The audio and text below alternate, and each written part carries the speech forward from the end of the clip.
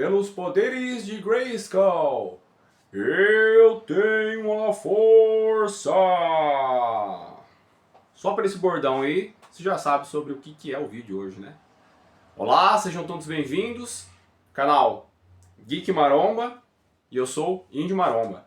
Galera, o vídeo de hoje aí pra gente falar sobre He-Man, o homem mais forte do universo, né? E é o seguinte, estão saindo vários vazamentos aí sobre a descrição do trailer, né, que já foi liberado para alguns usuários, né, vem antecipadamente. Então quando começa a vazar várias informações sobre o filme, sobre a obra, uma série, uma coisa, é porque provavelmente o trailer ele tá para ser lançado. Então vamos fazer essa resenha aqui antes desse trailer chegar, né, com as minhas expectativas, e também fazer uma resenha sobre o desenho, sobre o primeiro filme live action que tivemos lá em 87.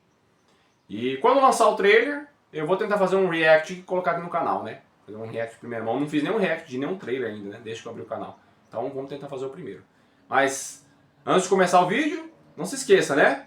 Se inscrever no canal, ativar o sininho das notificações e deixar o seu like, que é sempre muito importante. E os seus comentários. Comenta sobre a obra, se você tem contato com a obra do He-Man, se você já viu, se você nunca viu na vida, se você assistiu o filme antigo, o que você acha. Comenta que você me ajuda ao YouTube levar adiante esse vídeo para mais pessoas. Mas galera, falar de He-Man aqui e os Mestres do Universo é uma coisa muito boa, né? É uma nostalgia para mim como criança, porque o desenho ele foi lançado lá na década de 83 nos Estados Unidos e ele veio para cá em 84. Na época ainda tinha a Turma do Balão Mágico que passava lá um programa na Globo. Eu nem era nascido na época, porque eu nasci em 84 mesmo, quando o desenho veio para cá. Eu peguei aí com 4, 5 anos de idade, mais ou menos, já era show da Xuxa. Mas é toda aquela nostalgia, toda aquela fantasia, aquela coisa boa que tinha no desenho, né? E pra quem não sabe, curiosidade, o He-Man ele foi lançado apenas como uma linha de brinquedo para rivalizar com os brinquedos que tinha na época do Conan, o Bárbaro, né? E nem o roteirista, ninguém esperava assim, eles falaram, vamos criar um desenho só pra gente poder promover a marca, né? Vender os bonecos. Ninguém imaginava que He-Man seria esse sucesso absoluto. Porque o roteirista, acho que ele colocou tanta paixão, tanto amor para poder vender os brinquedos para as crianças, que ele criou uma história, um universo fantástico. Eles desenvolveram algo ali que fugiu da consciência deles, né? Vai saber de onde veio essa inspiração para criar essa história tão rica, né? Porque mistura fantasia, ficção científica e vários outros elementos aí, né? De fantasia que a gente tem, de ópera espacial. Todos esses elementos bons da década, né, de 80, 90 e até 2000. E é o seguinte, quando foi lançado aqui no Brasil, sucesso absoluto. Desde a época do Balão Mágico, depois quando a Xuxa pegou, no show da Xuxa, né? Foi um sucesso avassalador, vendeu todas as linhas de boneco, vendia cuequinha no He-Man. Eu sei que você teve uma cuequinha do He-Man aí, porque eu também tive uma cuequinha do He-Man. Minha mãe tira sarro até hoje, porque eu brincava de cueca do He-Man correndo pelo quintal.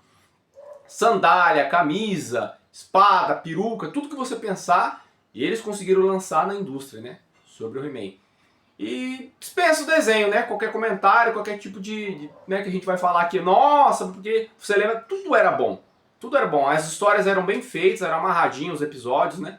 Tinha toda aquela questão de honra, lealdade, da justiça, de você fazer o certo, de você às vezes entender que tem uma pessoa que não está falando a verdade, você entender por que aquela pessoa está falando aquilo ali, tentar procurar ela, ajudar ela para reverter. O He-Man ele revertia muito o pensamento dos vilões, né? Ó, você está fazendo isso, mas de repente você não teve a oportunidade de pensar bem no que você está fazendo. E também, claro, né? Os lendários conselhos do He-Man ao final de cada episódio. Eu, como criança, eu confesso para todos, né? Que formou o meu caráter como a pessoa, o ser humano, o homem que eu sou hoje em dia. Os conselhos do He-Man me ajudaram muito. E aí o que nós tivemos depois, em 87, foi lá o filme, né? Protagonizado pelo Dolph Lundgren, que ele que foi o He-Man, né? Naquele filme. E tem vários problemas, a gente sabe, né? A adaptação não foi fiel, tivemos problemas ali de roteiro, de várias coisas. O filme se passa na Terra, não era para vir para a Terra, era para começar, ele começou em Eterna, devia ter terminado em Eterna, ficado em Eterna, né? Mas eu acho que por causa dos problemas de orçamento, era Canon, né? Uma produtora que tinha pouco investimento na época, não tinha tanto capital. E aí acabou que, sabe, não teve um roteiro mal desenvolvido, não tiveram os efeitos especiais, o dinheiro para poder fazer o filme em Eterno, tiveram que vir para a Terra para ficar mais barato, né? O cenário, tudo, produção de set. E era aquilo, né? o He-Man, o Dolph Lundgren como He-Man tava bem caracterizado, tava bonitão, shapeado, fortado. E agora o resto do elenco tava muito aquém, assim, sabe? Tinha umas coisas ali que era tudo jogado, os vilões, os personagens, não tinha muita explicação sobre o universo que tava acontecendo. E, na minha opinião, pra mim, o ponto alto desse filme é o esqueleto. O esqueleto do ator Frank Langella é incrível, ele era aterrorizante, ele era completamente diferente do esqueleto que a gente viu lá nos desenhos, né? Cara, ele aparecia, as falas dele, a maneira como ele falava, eu lembro, eu era criança até hoje. Você pode falar o que for, esse filme é ruim, esse filme é... Não interessa, eu era uma criança, na época aí, os meus 7, 8 anos, quando eu vi no Fantástico mostrando o trailer desse filme, que ia sair o filme do He-Man, eu nem dormi, galera. Falei, meu Deus, vão fazer um filme, gente, de verdade, do He-Man. E eu ficava tentando imaginar como seria. Sabe? Pra mim foi mágico quando lançou. Lógico, eu não era criança, eu não percebi todos os defeitos que tinha, tudo. Mas eu confesso que todos nós temos um filme ruim que nós amamos, né? O He-Man é um deles. Esse filme é ruim, mas eu amo até hoje, eu gosto muito.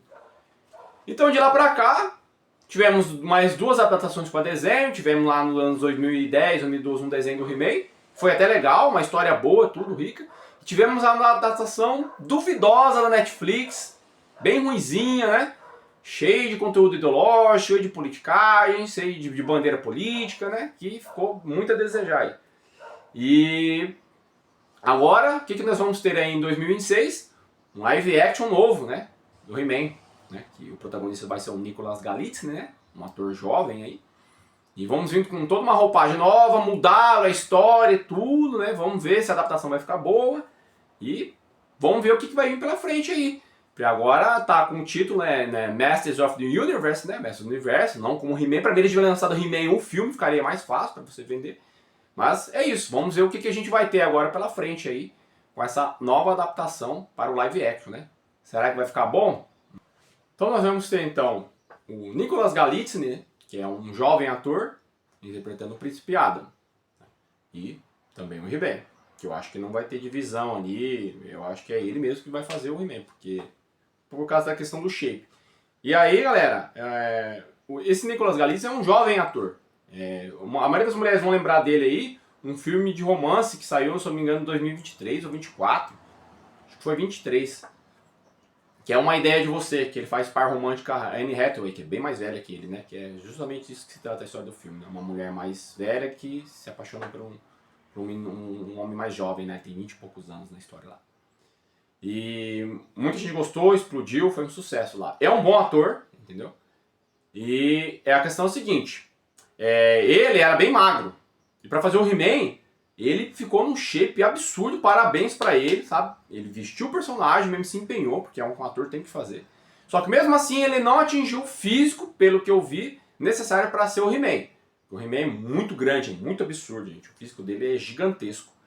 É um bodybuilder lá que anda de espada e de canguinha e colete.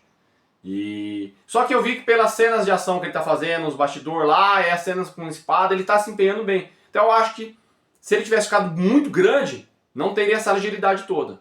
Mas, ok, vamos ver o que vai entregar aí. E aí depois temos um cast gigantesco de atores e eu vou soltar tudo em sequência, né?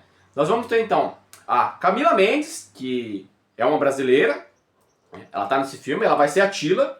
Temos o Idris Elba, que é um grande ator de Hollywood. Depois eu vou dar uma aspasinhas pro Idris Elba aqui. Ele vai ser o mentor. Alison Brie como Maligna. Morena Baccarin, outra brasileira, conhecida dos fãs aí. Ela fez a Vanessa no Deadpool, né? Ela vai ser a feiticeira aqui no He-Man. Jared Leto, grande, a galera, todo mundo conhece ele aí, faz grandes papéis aí, tudo. Apesar que nos últimos anos, Jared Leto, pelo amor de Deus, hein? Coringa ruim, aquele Morbius da Marvel lá, horrível.